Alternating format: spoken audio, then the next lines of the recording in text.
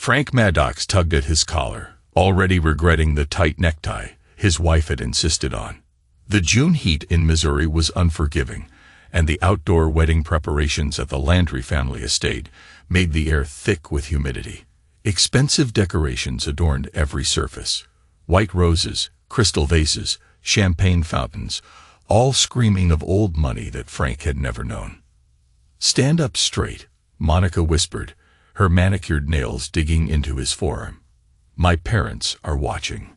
Frank straightened his posture but kept his face neutral. 15 years of marriage had taught him when to pick his battles. Monica glided ahead of him, her designer dress flowing around her slender figure. People parted as she approached, offering air kisses and compliments. She was in her element here, the queen bee returning to the hive. "Dad." Andrew hung back, sticking close to Frank. At 14, the boy was already showing signs of Frank's height, but had his mother's dark hair. "Do I have to stay the whole time?" Frank placed a hand on his son's shoulder. "Just through the ceremony and dinner. Then we can slip out early if you want." Andrew nodded, relief visible in his eyes. Frank noticed his son's gaze tracking Monica as she worked the crowd, air-kissing relatives, and laughing too loudly at their jokes. The boy was perceptive, always watching, always quiet. "Frank, there you are." Noelle appeared, looking uncomfortable in her bridesmaid dress. Frank's younger sister had always been more at home in jeans and a t-shirt behind the bar she managed in town. "This place is suffocating. Rich people and their peacock displays." Frank cracked a smile. "Good to see you too, sis." Noelle pulled him aside, lowering her voice. "Listen, I need to tell you something." Her eyes darted toward the wedding party. "I don't like the way Monica's been looking at that groom's brother." Frank's jaw tightened. "What do you mean?" "Thatcher Garvin, Chase's brother."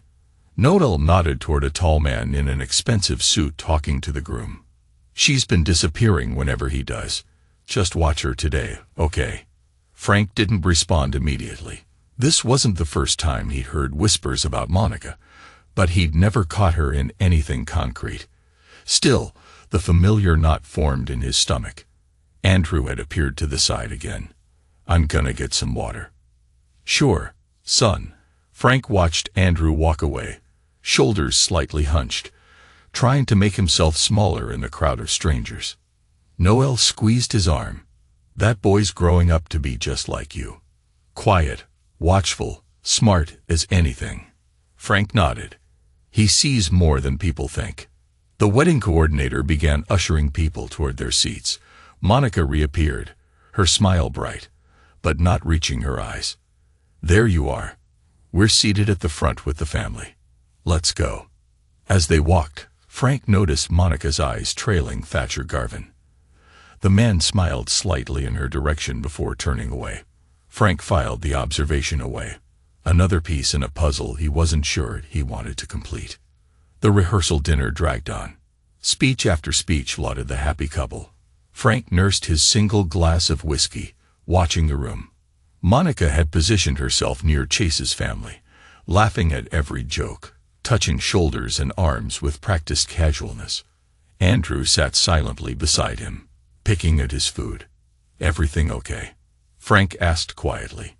Andrew glanced up, then over at his mother before leaning closer. "Mom's been talking to someone late at night again. I heard her laughing."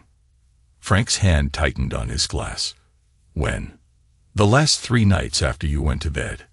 Andrew pushed a piece of chicken around his plate. "She goes out to the porch. I can hear her from my window." Frank nodded, keeping his face neutral despite the anger simmering beneath. "Thanks for telling me, son. Are you going to ask her about it?" Frank considered the question. "Not yet. Let's get through this weekend first." Andrew seemed to accept this, though his shoulders remained tense. Frank wanted to reassure him but didn't want to make promises he couldn't keep. Instead, he bumped his shoulder gently against his son's. Their silent code since Andrew was small. "I'm here. We're okay." The tension eased slightly from Andrew's face. Later, as guests mingled around the estate grounds, Frank found himself alone on the terrace. The sounds of laughter and clinking glasses drifted up from the garden below. He checked his watch. Only 8 o'clock. The night stretched ahead endlessly. There you are. Monica's voice carried an edge despite her smile. Why are you hiding up here? My father was looking for you. Frank turned to face her. Just getting some air. Monica stepped closer, her perfume too strong, too sweet, filling the space between them. This is my sister's wedding, Frank. I need you to make an effort. I'm here, aren't I? He kept his voice even. Being here isn't enough. You need to engage, talk to people. She smoothed his lapel in a gesture that might have seemed affectionate to observers, but felt possessive to Frank. These connections matter. Frank caught her wrist gently. To you, maybe. A flash of irritation crossed her face before she recovered. Don't start this again. My family has been nothing but generous to you. Your family has made sure I know exactly where I stand with them from day one. Frank released her wrist. I'm a carpenter from the wrong side of town who somehow trapped their golden daughter. That's not fair, is it? Frank looked her in the eyes. Where were you for the last 20 minutes? The question caught her off guard. Mingling, talking to Jessup about last-minute details. With Thatcher Garvin. Monica's smile froze. He's the best man. Of course I spoke with him. Frank nodded slowly. Of course. She recovered quickly, her voice dropping to a hiss. Don't cause a scene. Not here. Not at my sister's wedding. I never cause scenes, Monica. That's your department. She turned to leave, then paused. Find Andrew and make sure he's presentable for dinner. And for goodness sake, tell him to smile. He's been moping around all day. Frank watched her go. Her back was straight, her head high. Not a hair out of place. Perfect on the outside. He thought about Andrew's words. Late-night phone calls. Laughter in the darkness. The pieces were aligning. But Frank needed to be certain before he made his move. He found Andrew sitting alone at an empty table, scrolling through his phone. Hey, buddy. Frank sat beside him. You hanging in there? Andrew shrugged. I guess. Your mom wants you to smile more. This earned a snort. Of course she does. Frank studied his son's profile. So serious for 14. You know you can talk to me about anything, right? Andrew looked up, his eyes suddenly intense. Can I? Even if it's about Mom? Frank nodded. Especially then. Andrew seemed to consider this, weighing something in his mind. Finally, he said, I think Mom's planning something. She's been on her computer a lot, but she always closes it when I come in the room. And she's been talking to Aunt Jess's fiance's brother a lot. Thatcher. Yeah. They think no one notices, but I do. Andrew's voice was quiet but firm. She's different when she's around him. Like happier, but fake happy. Frank absorbed this. Pride and worry mixed as he realized how observant his son had become. I've noticed too. Are you guys getting divorced? The question was blunt, but Frank could hear the fear behind it. I don't know what's happening yet, Frank answered honestly. But whatever happens, you and me, we're solid. Got it? Andrew nodded, some of the tension leaving his shoulders. Got it. Come on. Let's go pretend to be social for another hour. Then we'll escape back to the hotel. As they walked back toward the crowd, Frank caught sight of Monica and Thatcher standing close together near the rose garden, their heads bent in conversation. When Monica saw Frank and Andrew approaching, she immediately stepped away, laughing too loudly at something Rhea Cullen was saying nearby. The pieces continued to fall into place. The morning of the wedding brought chaos to the Landry estate. Frank woke early in their hotel room, Monica's side of the bed already empty. She'd left a note saying she'd gone to help Jess prepare. Frank let Andrew sleep in while he showered and dressed, his mind working through scenarios and possibilities by the time they arrived at the estate. People were rushing in every direction. Flower arrangements were being adjusted, photographers were setting up, and the wedding planner was shouting into her headset. There you are. Monica appeared, already dressed in her pale blue maid of honor gown. Why are you so late? The photographer wants family photos in 20 minutes. We're 2 hours early, Frank pointed out. Monica ignored this. Andrew, go wait in the groom's family room. The other kids are there. Frank, my father wants to see you about something. Before either could respond, Monica was pulled away by the wedding planner. Frank turned to Andrew. You okay with that plan? Andrew shrugged. I guess. I'll find you in a bit, Frank promised. As the morning progressed, Frank found himself shuttled from one obligation to another. Photos, greetings, small talk with Monica's relatives who barely disguised their disdain. He kept an eye out for Andrew, spotting him occasionally, looking uncomfortable among the other teenagers. He also noticed Monica and Thatcher always managing to be in the same room, exchanging glances, standing a bit too close during conversations. Nothing obvious enough to call out, but the pattern was clear to Frank's watchful eye. Then, an hour before the ceremony, the screaming started. Frank was in the main house when he heard it, Jess's voice, high and panicked. He followed the sound to the bridal suite, where he found a crowd gathering. It's gone. My grandmother's ring is gone. Jessa was in tears, her wedding dress half-fastened, makeup running down her face. It was right here on the vanity. She sobbed. Monica was at her sister's side, arm around her shoulders. We'll find it, Jess. It has to be here somewhere. Who was in here? Jessa's mother demanded, scanning the room. Reith spoke up. I saw Andrew come out of this hallway earlier. All eyes turned to the doorway where Andrew now stood, confusion on his face. Were you in here? Monica's voice cut through the room, sharp as a blade. Andrew blinked. No, I was just passing by to get to the bathroom. Don't lie. Monica stepped toward him, her face flushing. I told you to stay in the groom's family room. I wasn't in here, Andrew insisted, shrinking back. I didn't take anything. The ring is worth $20,000, Jess's mother said coldly. If someone took it, check his pockets, someone suggested. Frank stepped forward. Hold on. But before he could intervene, Monica crossed the room in 3 quick strides and slapped Andrew hard across the face. The sound cracked through the silence. What did you do with it? She demanded, as Andrew's eyes filled with tears, his cheek reddening from the blow. The room went deadly silent.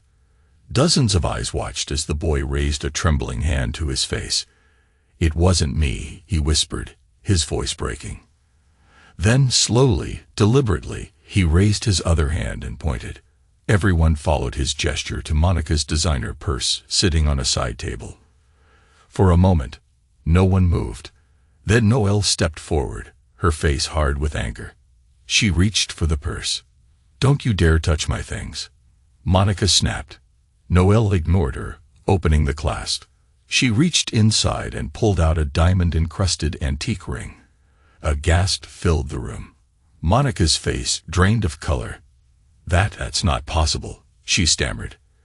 I didn't. Someone must have put it there.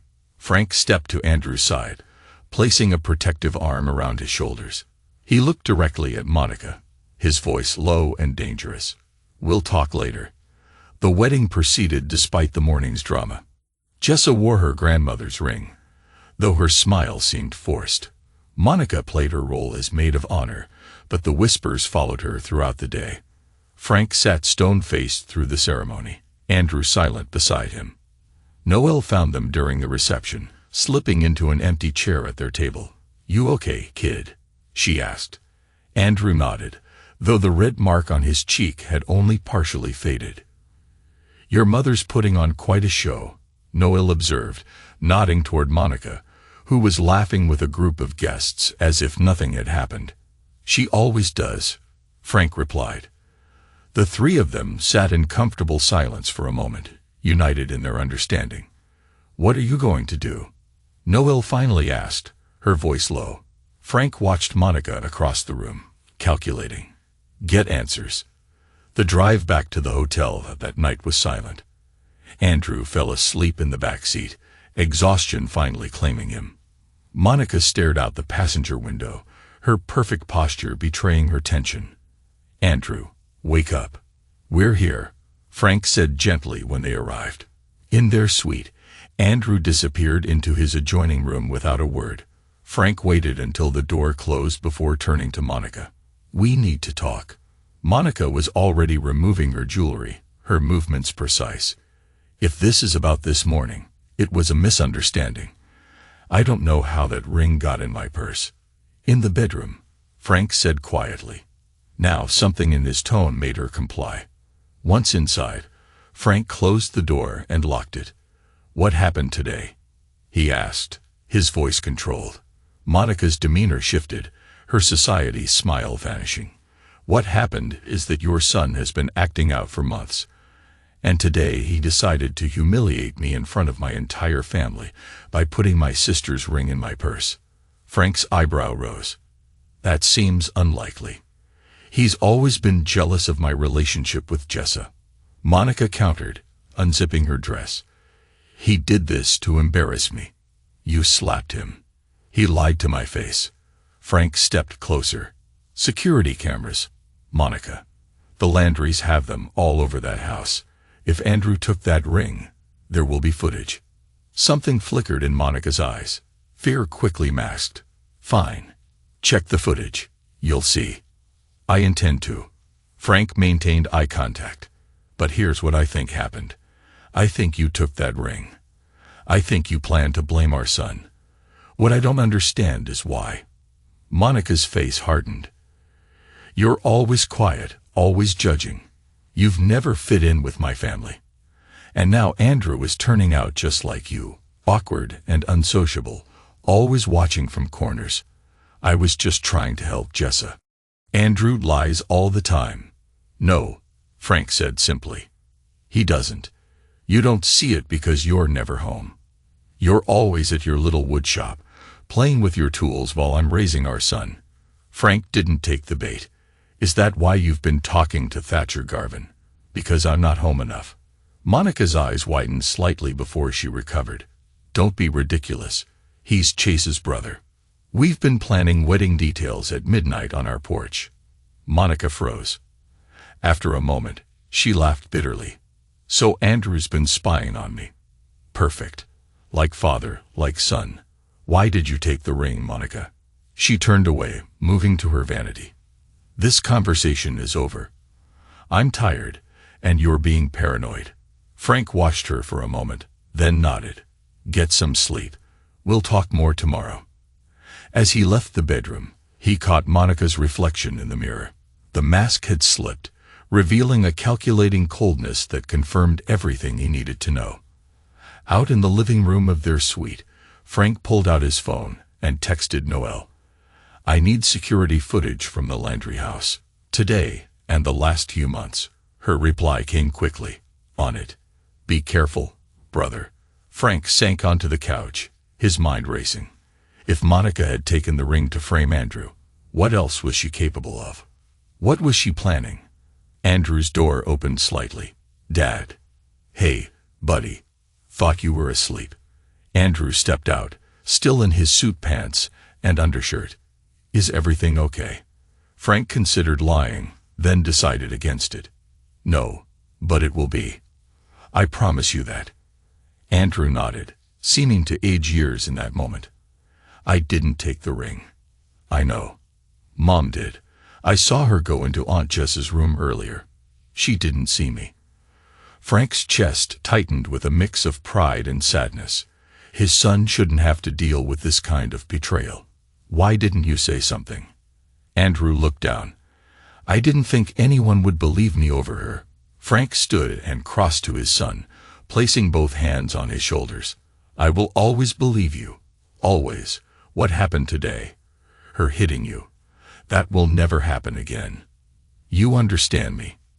Andrew nodded, relief washing over his face. "Get some sleep.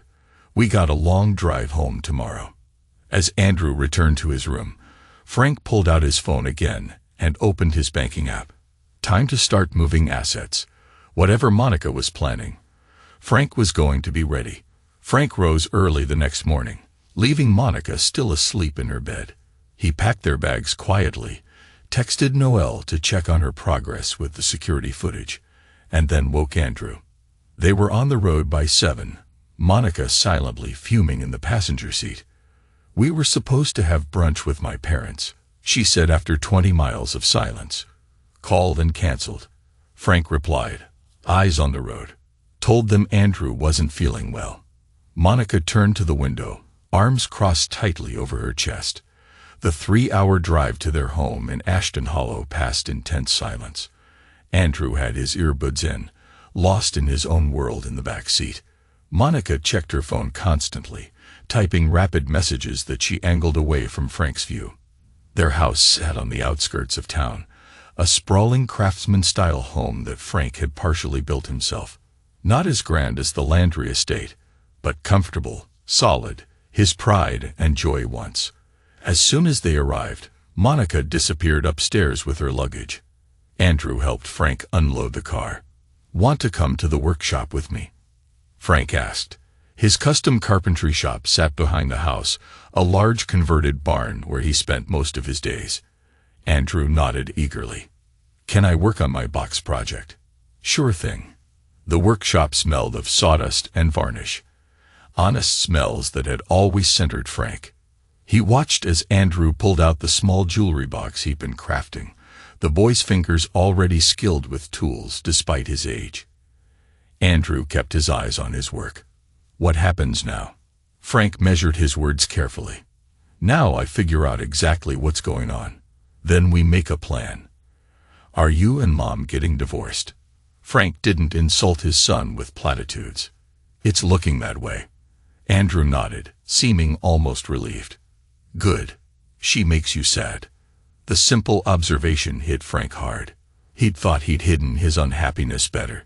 "What about you?" he asked. "How do you feel about that possibility?" Andrew considered this, sanding a corner of his box with focused precision. "I'd rather live with you." "That's the plan," Frank assured him. They worked in companionable silence for an hour before Monica appeared at the workshop door. "Andrew, go inside and unpack," she ordered. "I need to speak with your father." Andrew looked to Frank, who nodded. "Go ahead, son. I'll be in soon." Once Andrew was gone, Monica stepped fully into the workshop, looking out of place in her designer clothes. "What do you think you're doing?" she demanded. Frank set down his tools, being direct for once. "What are you planning, Monica?" She laughed, the sound brittle. "Planning? I'm not planning anything except trying to salvage what's left of my sister's wedding weekend after our son's little stunt." "Stop lying." Frank's voice remained calm. "The ring was in your purse. You slapped our son in front of 24 witnesses. I want to know why." Monica's mask slipped, her face hardening. "You think you know everything, don't you? Sitting back, watching, judging, never saying what you think until it's too late. I'm saying it now." "Well, it is too late." She stepped closer, her tone sharp. "You were never right for me, Frank. My parents knew it from the start. Everyone warned me that you'd hold me back, and they were right. I could have been something more than just a carpenter's wife in this backwater town. No one forced you to stay," Frank pointed out. "Door's always been right there. And leave everything I've built. My standing in this community. My home." She shook her head. "No. If anyone's leaving, it's you." Frank almost smiled at her audacity. "That's what this is about. You want me gone so you can keep the house, the lifestyle. What about Andrew?" "He'll adjust," Monica said dismissively. "Children are adaptable." "Is Thatcher Garvin part of this plan?" Her eyes flickered with surprise before she recovered. "Don't be absurd. Thatcher is a family friend." "A family friend you meet on our porch at midnight?" Frank raised an eyebrow. "A family friend you were kissing behind a Landry rose garden?" Her face paled slightly. "You're imagining things." "Am I?" "Guess we'll see what the security footage shows." "What security footage?" Her voice rose slightly. "The Landrys have cameras all over their property. You didn't notice them. They monitor everything, including the rose garden." Monica's composure cracked further. "You're bluffing." Frank didn't respond, just held her gaze steadily. "Even if there was something," she finally said, "no judge would care. This is about Andrew. After that violent outburst yesterday." "Violent outburst?" Frank's voice hardened. "You slapped him. He was aggressive, unstable, just like his father." Monica's voice took on a rehearsed quality. "I've been documenting his concerning behaviors for months. And yours. The late nights. The drinking. The controlling behavior. Isolating us from my family." Understanding dawned. "You've been building a case. For custody." Her smile was cold. "Smart man.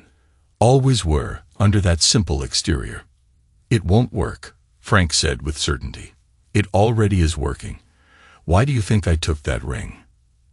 Everyone saw how he reacted. Pointing fingers, making wild accusations. My family witnessed his instability firsthand. "And the dozens of people who saw you slap him." Monica waved this away. "A mother's desperate reaction to a troubling situation. My lawyer assures me that with my family standing and the documentation I've gathered, I'll get full custody. You'll get supervised visitation, if you're lucky." Frank felt cold fury building, but kept his voice even. "You've thought of everything." "I always do." She turned to leave, then looked back. "Don't make this messier than it needs to be, Frank. Accept that you've lost, and maybe we can work out something amicable." After she left, Frank stood motionless in his workshop, mind racing. The pieces had all fallen into place. The midnight calls, the missing ring, the slap, the accusations.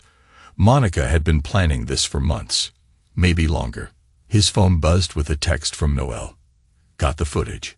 It's worse than we thought. Come to my place tonight. Alone." Frank picked up a piece of oak he'd been saving for a special project and ran his fingers over the grain. He built his life from nothing once before. He could do it again if necessary, but he'd be damned if he'd let Monica take his son. That night, after a tense dinner where Monica acted as if nothing had happened, Frank told her he was going to check on a client's emergency repair at 9 o'clock. She questioned, eyebrow raised. "Rich people and their emergencies." He shrugged. "The Petersons' kitchen island cracked. They're hosting some charity thing tomorrow." The lie came easily, which bothered Frank. He'd always prided himself on his honesty. "Don't wait up," he added, grabbing his keys. Noel lived above her bar on the other side of town, in a small but comfortable apartment that smelled perpetually of the fried food served downstairs. She opened the door before he could knock. "You look like hell," she observed. "Feel worse." Inside, Noel had her laptop open on the coffee table. "I had to call in some favors with Jake," she explained. Jake Marshall was Ashton Hollow's only A specialist and had installed the security system at the Landry estate. "He owed me after I kept his tab off the books last hunting season." "What did you find?" Frank sank onto a couch. "First, you need a drink." Noel handed him a glass of bourbon. "Trust me." Frank took a long sip, letting the burn steady him. Noel sat beside him and opened a video file. "This is from yesterday morning, about an hour before all hell broke loose." The footage showed a hallway in the Landry house. After a moment, Monica appeared, looking carefully in both directions before slipping into a room. "That's Jess's suite," Frank noted. Monica emerged less than a minute later, her hand going briefly to her purse before she walked briskly away. "So she did take it," Frank said, though he'd already known. "That's just the appetizer." Noel queued up another clip. "This is from the Rose Garden. 2 days ago, during the rehearsal." Frank watched as Monica and Thatcher appeared on screen, walking close together between the hedges. They stopped in a secluded corner, and Thatcher pulled Monica into his arms. The kiss was passionate, familiar, not a first encounter. "There's more." Noel's voice was gentle. "From the last 3 months, they've been meeting at the Pinewood Motel outside of town. Jake's cousin works there, recognized Monica from her photo in the society pages when the Landrys donated to the hospital." Frank's stomach clenched. He suspected, but seeing it confirmed still felt like a physical blow. Frank nodded slowly. Concerned mother, unstable father, troubled child. We need to dismantle that narrative piece by piece. I have video of her taking the ring and planting it in her own purse, Frank pointed out. That's good. But if she's been documenting behaviors for months, we need more. Has she ever been violent with your son before? Frank hesitated. Not that I've seen, but Andrew's been withdrawing from her for years. We need to talk to him. Carefully, he's 14. I don't want him in the middle of this. Reeves leaned forward. Mr. Maddox, he's already in the middle of this. Your wife put him there when she slapped him and tried to frame him.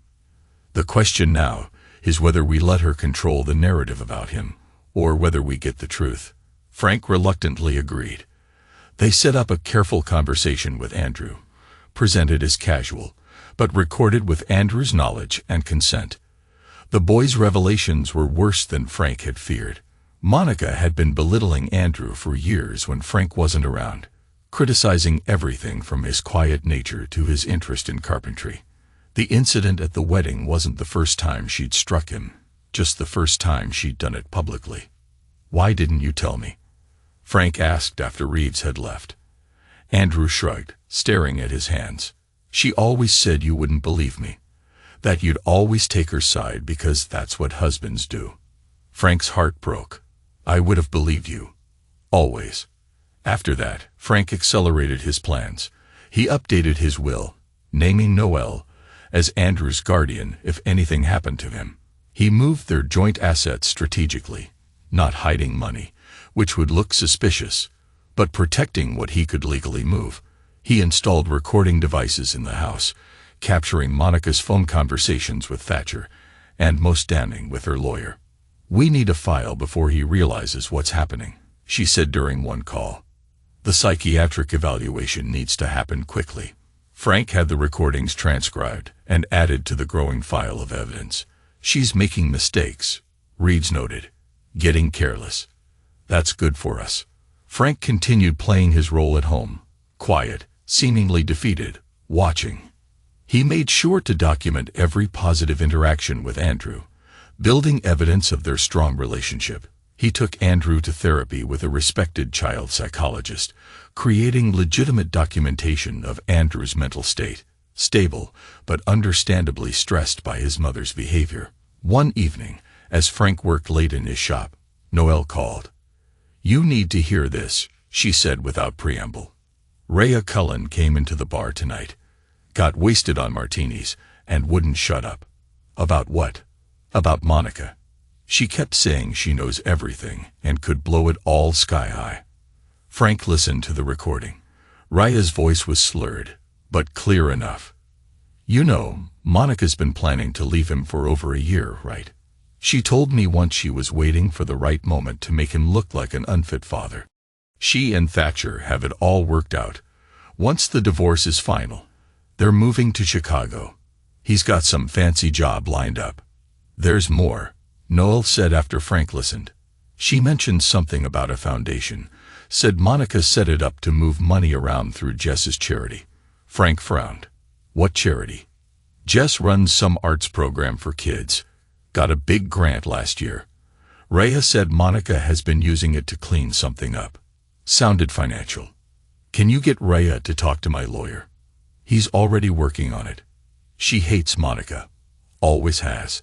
Just needed the right motivation to spill. After the call, Frank sat in his workshop, piecing together this new information. Monica wasn't just planning to leave him. She was potentially involved in financial fraud through her sister's charity. If true, that would destroy any leverage she had in custody proceedings. The next day, Frank contacted a forensic accountant recommended by Reeves.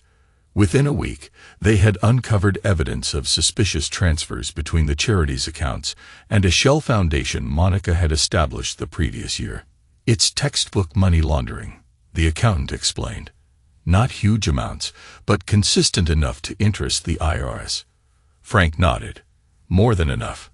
The final piece fell into place when Frank received an email from Thatcher Garvin's soon-to-be ex-wife in Boston, a woman he tracked down through social media and reached out to carefully. "Mr. Maddox," she wrote, "I'm not surprised by your email. Thatcher has a pattern. He did the same to me. Planned our divorce for over a year while seeing someone else. The someone else was your wife. I have emails dating back 18 months. I'm attaching them all. I hope they help you keep your son." Frank forwarded everything to Reeves, who called him immediately. "This is it," the lawyer said. "We have enough now. More than enough." "What's the next step?" Frank asked. "We wait. Let her file first. Let her make the first move. Then we counterstrike with everything we have." Frank agreed to the strategy, though patience had never been his strong suit. The waiting would be the hardest part. A few days later, Frank found Andrew sitting on the back porch, staring out at the yard. He sat down beside his son, offering a can of soda. "Penny for your thoughts." Andrew accepted the drink. "Just thinking about what happens next." "What do you mean?" "With Mom." Andrew's voice was quiet but steady. "I know she's going to leave. I heard her on the phone with someone, talking about Chicago." Frank sighed. He tried to shield Andrew from the worst of it, but the boy was too perceptive. "You're right. Your mom is planning to leave, and she's going to try to take you with her." Andrew's head snapped up. "No, I won't go. It might not be that simple, buddy. There are legal things, custody arrangements. Can I just tell the judge I want to stay with you? It helps, but it's not always the deciding factor." Frank put his arm around Andrew's shoulders. "But I'm fighting for you. I promise." Andrew leaned into his father's side. "I know. We're going to fix what's broken," Frank said firmly, "but not the way your mom wants." Andrew nodded, a quiet understanding passing between them. Later that night, Frank was in his workshop when he heard the back door slam. Monica appeared in the doorway, her face flushed with anger. "What did you say to Andrew?" she demanded. Frank set down his chisel. "About what?" "Don't play dumb. He just told me he's not moving to Chicago with me. Ever." Those were his exact words. Frank shrugged. "Sounds like he made up his mind." "You've been poisoning him against me." Monica stepped further into the shop, pointing an accusing finger, "turning my own son against me. The way I see it, you did that yourself when you slapped him and tried to frame him for theft." Her eyes narrowed. "So that's your game?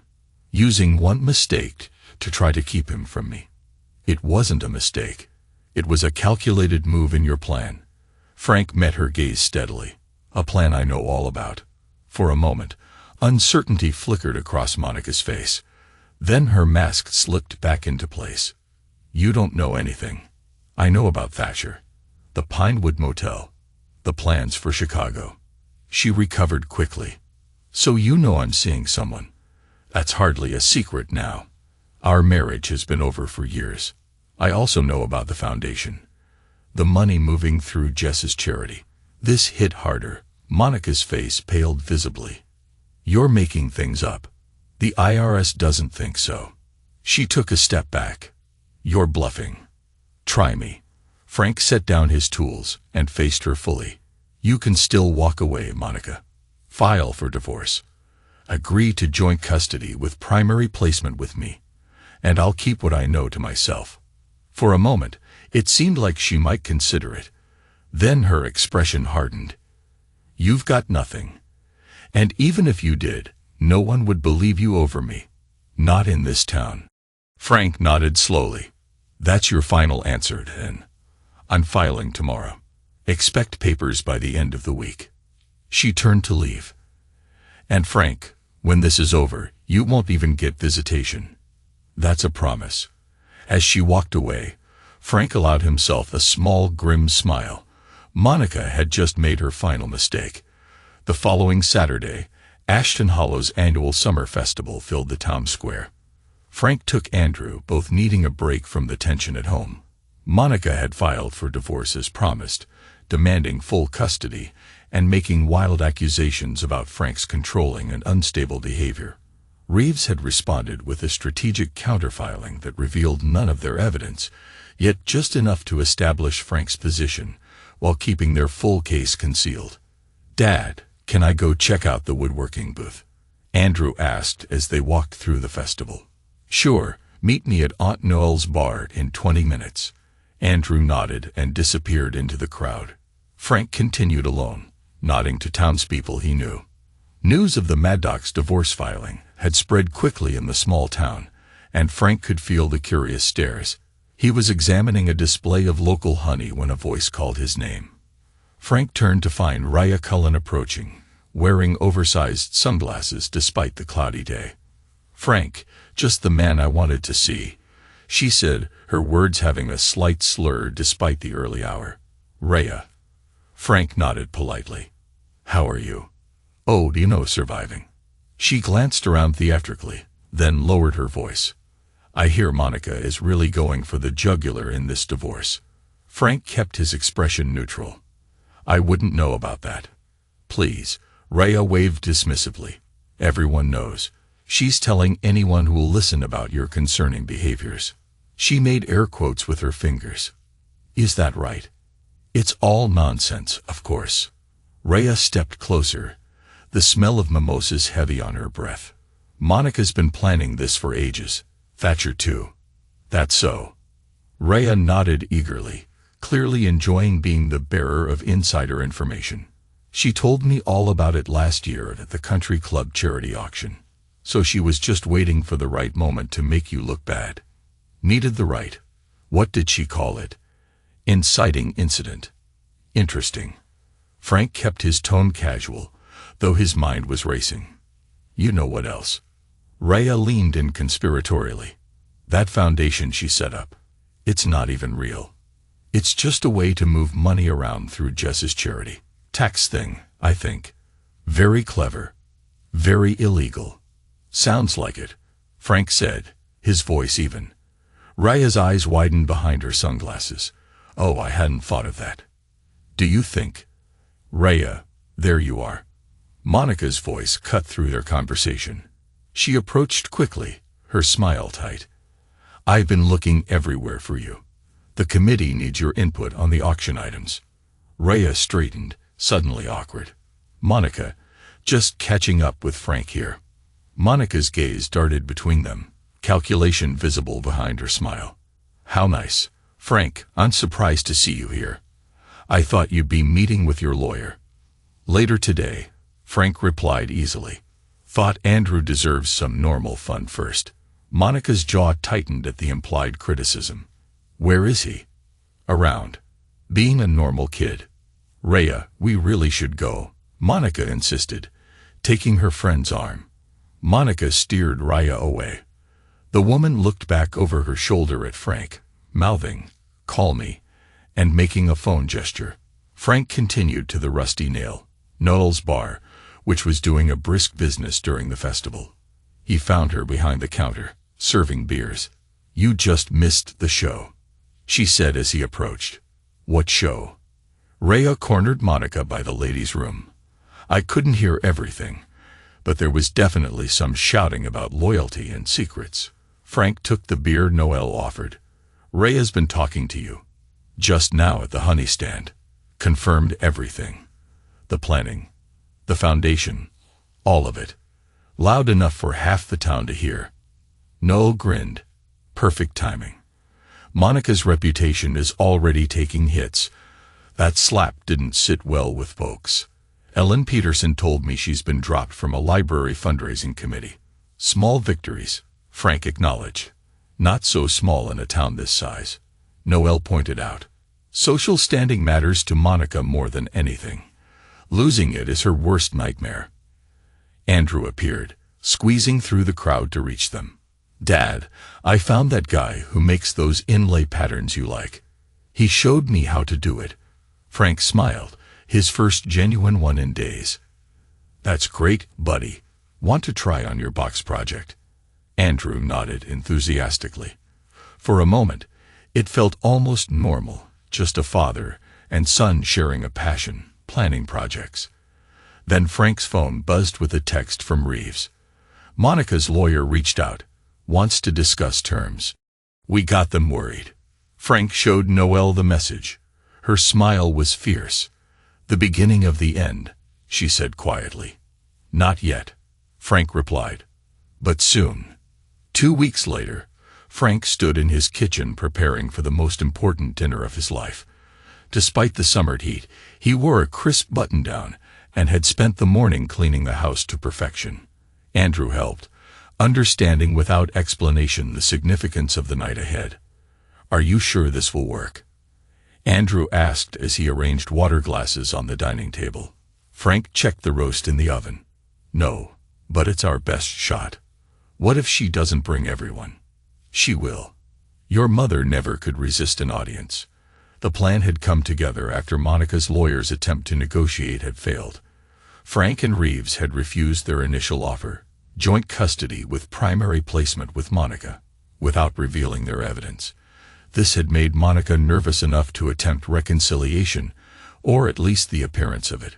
When Frank suggested a family dinner to discuss things civilly for Andrew's sake, Monica had immediately expanded the invitation to include her parents, Jessa, Chase, Raya, and most tellingly, Thatcher, who was supposedly in town on business, exactly as Frank had predicted. Andrew's voice pulled Frank from his thoughts. Whatever happens tonight, I'm glad you're my father. Frank pulled his son into a tight hug. And I'm proud to be your father. No matter what. The doorbell rang at precisely 6 o'clock. Monica's parents, the Landrys, arrived first. Her father stern and uncomfortable, her mother coolly polite. Jessa came next, notably without Chase, her expression pinched and unhappy. Raya slipped in shortly after, avoiding Monica's gaze. Monica herself arrived last, with Thatcher Garvin in tow, as if presenting them as a couple was the most natural thing in the world. Frank, she said coolly, brushing his cheek with a kiss for show. So good of you to do this. Wouldn't miss it, he replied. Andrew, why don't you help me bring out the appetizers? In the kitchen, Andrew whispered. She brought him to our house. It's what I expected, Frank assured him. Remember the plan. Let me handle everything. If it gets too uncomfortable, you can go to your room anytime. Andrew squared his shoulders. I'm staying. The dining room atmosphere was strained as everyone took their places. Monica sat at the opposite end of the table from Frank, with Thatcher at her right hand, a queen and her consort. Her parents flanked her other side, with Jessa beside them. Raya sat awkwardly in the middle, while Andrew took the chair to Frank's right. I think we all know why we're here. Monica began, once everyone was served. Frank and I have been having some difficulties, and while we're working through the legal aspects, we wanted to come together as a family. Frank noted how she emphasized legal aspects, while giving him a pointed look. Yes, he agreed mildly. Family is important. Monica launched into what was clearly a prepared speech about difficult transitions and putting Andrew's needs first. Her parents nodded approvingly, though her father kept glancing uncomfortably at Thatcher. The important thing, Monica concluded, is that we all support each other through this process. Support, Frank repeated, taking a sip of water. Interesting choice of word. Monica's eyes narrowed slightly. What do you mean? Just that support looks different to different people. Frank set down his glass carefully. For instance, some might think support means not slapping your child in public or not trying to frame him for theft. The table went silent. Mr. Landry's fork froze halfway to his mouth. That was a misunderstanding, Monica said tightly, as I've explained repeatedly. A misunderstanding, Frank echoed. Like your foundation, the one funneling money through Jess's charity. Jess's head snapped up. What? Frank, this is hardly appropriate dinner conversation, Mrs. Landry interjected. Actually, I think it's exactly the right conversation. Frank stood slowly. Before we wrap this night up, there's something I want to show you all. He moved to the entertainment center and pressed a button on the remote. The large television screen came to life, displaying the security footage from the Landry estate. Without comment, Frank played the clip of Monica taking the ring, followed by the one of her slapping Andrew, and then her kissing Thatcher in the rose garden. The room was deadly silent as the footage played. When it ended, Frank switched to audio recordings, Monica discussing her plans with her lawyer, with Thatcher, with Raya. He turned that off. Monica demanded, her voice shaking. Frank obliged, turning off the audio. There's more. Much more. But I think we all get the picture. Monica's mask finally shattered completely. Her face contorted with fury as she stood, pointing at Frank. You think you're so clever, recording private conversations. That's illegal. I'll have you arrested. One-party consent state, Frank replied calmly. I was party to those conversations in my home. Perfectly legal. The security footage then. You stole that. Actually, Frank said, your father gave me access. He nodded to Mr. Landry. Thank you for that, sir. All eyes turned to Monica's father, who looked grim. I wanted the truth, Monica. About the ring, about your behavior. Frank came to me man to man, and I respected that. Monica's face paled. Daddy, you can't believe. I saw it with my own eyes, her father interrupted, just like everyone else in this room. Jessa stood, her eyes filled with tears. How could you, Monica? My charity. Children depend on those programs. It's not what it looks like, Monica insisted. It's exactly what it looks like, Rhea said, finding her voice. You told me all about it. How clever you were, setting it all up. Monica turned on her, hissing. Shut up, Rhea. No, I don't think I will. Rhea straightened in her chair. I've kept your secrets for years, covered for you with Thatcher. Listen to you plot against your own husband and son. I'm done. Thatcher stood abruptly. I should go. Sit down, Frank ordered, his voice suddenly hard. You're as much a part of this as she is.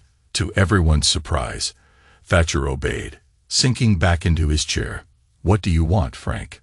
Monica asked, her voice cold. Money. The house.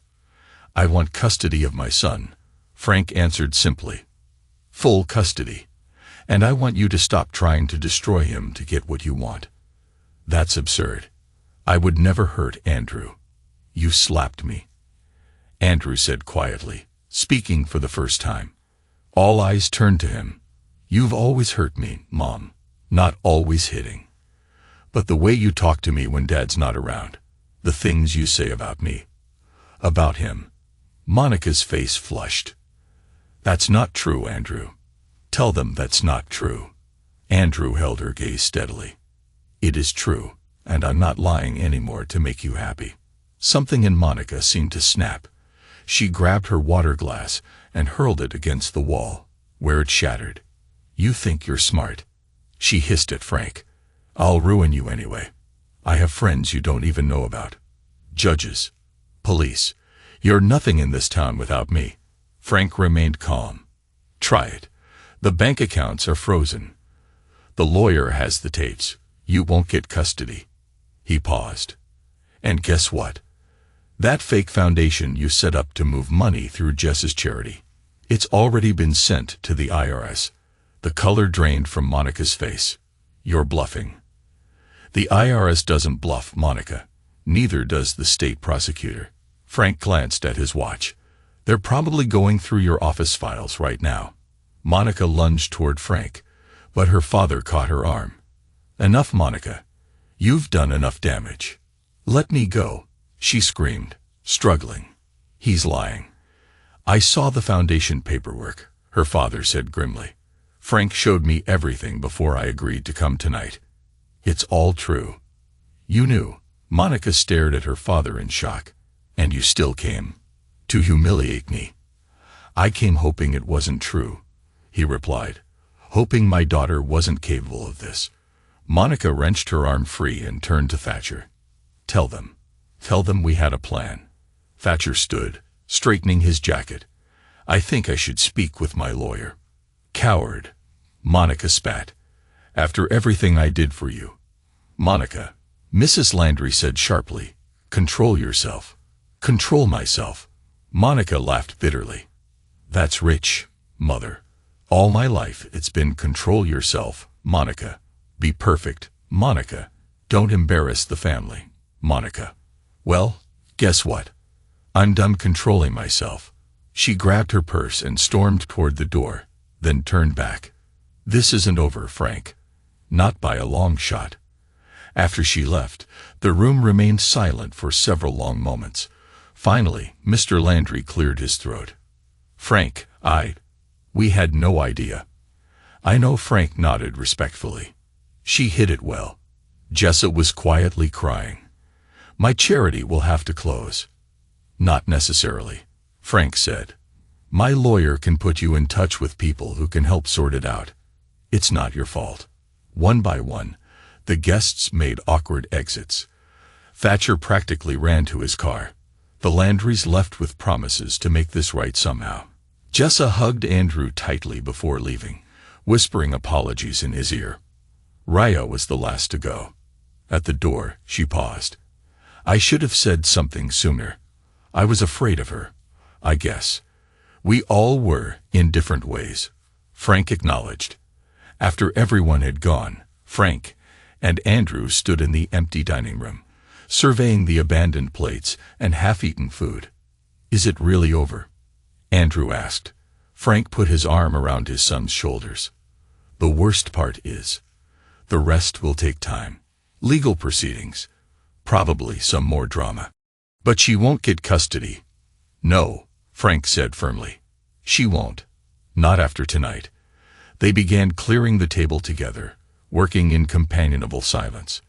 When Andrew carried a stack of plates to the kitchen, Frank took a moment to send a text to Reeves. It's done. Exactly as planned. The reply came quickly. Warrant served on her office an hour ago. Foundation records seized. It's over. She's finished. Frank allowed himself a small, grim smile of satisfaction. Monica had taught him an important lesson. Sometimes quiet wasn't enough. Sometimes you had to fight back, not with shouting and violence, but with patience, planning, and the unassailable power of truth. The weeks that followed unfolded exactly as Frank had anticipated. Monica retreated to her parents' guest house, her reputation in Ashton Hollow shattered beyond repair. The IRS investigation into Monica's foundation revealed systematic fraud spanning 2 years, money laundering disguised as charitable contributions. Jessa's charity was cleared of wrongdoing after a thorough audit, though the scandal temporarily suspended its operations.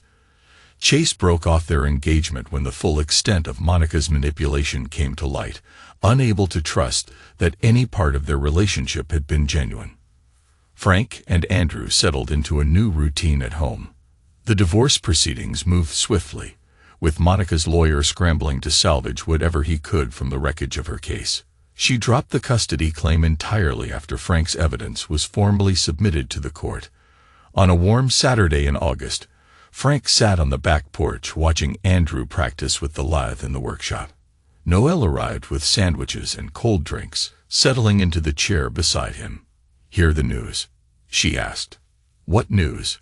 Monica's moving to Dallas, apparently. Her parents bought her a condo and a consulting position at some friend's company. Frank nodded, unsurprised. Getting her out of town before the foundation case goes public. Smart move. You okay with that? Her getting away so clean? Frank considered the question. She's not getting away clean. She lost Andrew. Her reputation. Her standing in the community. Her sister. That's enough for me. Aunt Thatcher. Back to Boston. His wife took him back, apparently. Poor woman. They watched Andrew through the workshop window, his face set in concentration as he shaped a piece of wood. He's doing better, Noelle observed. Every day. Frank agreed. Started talking about trying out for the school play next month. Never would have done that before. Kids are resilient. More than we give them credit for. Noelle took a sip of her drink. And what about you? How are you doing really? Frank thought about the question before answering. Better than expected. There are still moments when I think about how long she was planning it, how I missed the signs, but mostly, I'm just looking forward. To what? He gestured toward Andrew. To watching him grow up without her shadow hanging over him. To building things that last. Speaking of building, Noel said, "What's this I hear about you buying the old Jefferson property?" Frank smiled slightly. "The lake house. Been thinking about it. Needs a complete restoration. Good project for Andrew and me. For living or working? Both, maybe. The workshop there's bigger than mine. And the view of the lake. You can't beat it." Noel nudged his shoulder. "Look at you, making plans. One day at a time," Frank replied. But there was conviction in his voice that had been missing for years. Later that afternoon, Frank drove to the lake to look at the property again. Andrew came along, bringing his sketch pad to draw ideas for the renovation. The old Jefferson Lake House stood on a private stretch of shoreline, its weathered boards and sagging porch belying the solid foundation beneath. It had been vacant for 5 years, ever since old man Jefferson passed away, his children too scattered across the country to care about the family vacation home. Frank walked the perimeter, assessing the work needed. New roof. Replace siding. Probably new plumbing throughout. A major project. Exactly what he needed. We could expand the deck around that side, Andrew suggested, pointing toward the water. Make it wrap around so you can see the sunset. Good idea, Frank agreed. Maybe add a fire pit down by the water too. They spent an hour exploring, making plans, imagining possibilities. As the sun began to set, they sat on the rickety dock, feet dangling above the water. Then Andrew said, after a comfortable silence, "Can I ask you something? Anything? Did you know? About Mom? I mean, before everything happened." Frank measured his response carefully. "I knew something wasn't right. Had suspicions about her and Thatcher. But the extent of it? No. I didn't want to believe anyone could be that calculating." Andrew nodded, processing this. "But you were collecting evidence. Noel said you'd known for 2 years. That's partially true," Frank admitted. "I started paying attention, keeping track of things that didn't add up. But I didn't have a plan until she slapped you at the wedding. That was the moment everything changed. Because of you. Because no one gets to hurt my son. Not even his mother." Andrew leaned against his father's shoulder. "I'm glad we caught her. Before she could take me away." "She never would have," Frank assured him. "I would have found you. Wherever she took you." They watched the sunset paint the lake in gold and crimson. A chapter ending. A new one beginning. "We should make an offer on this place," Frank decided. "Tomorrow." "Really?" Andrew's face brightened. "Really? Time for a fresh start. Don't you think?" 3 months later, on a crisp October morning, Frank stood on the newly rebuilt deck of the lake house, coffee mug in hand, watching the mist rise from the water. The renovation was well underway, roof replaced, exterior restored, interior gutted, and being rebuilt room by room. Andrew had started high school in September and, to Frank's pleasure and surprise, had joined both the drama club and the woodworking group. He was making friends, smiling more, standing taller. The divorce had been finalized the previous week. Monica received a financial settlement far smaller than she'd initially demanded, and no custody rights to Andrew, only limited supervised visitation that she had yet to exercise. The IRS investigation continued, but Monica's parents' connections had helped her avoid criminal charges so far, settling instead for substantial penalties and back taxes. Frank hadn't seen her since the night of the dinner. She communicated only through lawyers now, her pride still too wounded for direct contact. That suited Frank fine. He had said everything he needed to say. The sound of tires on gravel announced Noel's arrival. She appeared around the side of the house, carrying a bag of groceries. "Nice view," she called, climbing the steps to the deck. "Place is looking good." "Getting there," Frank agreed. "Kitchen still needs work. And the upstairs bathroom. All in good time." She handed him the grocery bag. Brought supplies. Thought we could grill out tonight. Andrew invited some friends over after school. Frank raised an eyebrow. He did. Called me yesterday. Asked if I could bring hamburger stuff. Said he wanted to show off the place. Something warm expanded in Frank's chest. Good. That's good. They carried the groceries inside to the partially finished kitchen. New countertops were in place, but cabinet doors were still missing, their contents visible on the shelves. Heard from Jessa yesterday, Noelle said as she unpacked the bag. The charity's reopening next month. New board, new oversight procedures. She wanted to know if you'd consider joining. Frank looked surprised. Me? Why? Because you're the guy who uncovered the fraud, and then helped her clean up the mess. Because your carpentry skills could help with their building projects. Take your pick. I'll think about it, Frank promised. Oh, and Rhea stopped by the bar last night, Noelle continued. Said Monica's parents are selling their house, moving to Arizona or somewhere. Cutting ties. Frank observed, smart move. This town won't forget what she did anytime soon. No, they won't. Noelle hesitated, then added, you know what people are saying about you now. What's that? That Frank Maddox is not a man to cross. She smiled slightly. You've got a reputation now, brother. The quiet guy who took down the Landry princess without ever raising his voice. Frank shook his head, uncomfortable with the attention. I just protected my son and taught this town a valuable lesson in the process. Noelle squeezed his arm.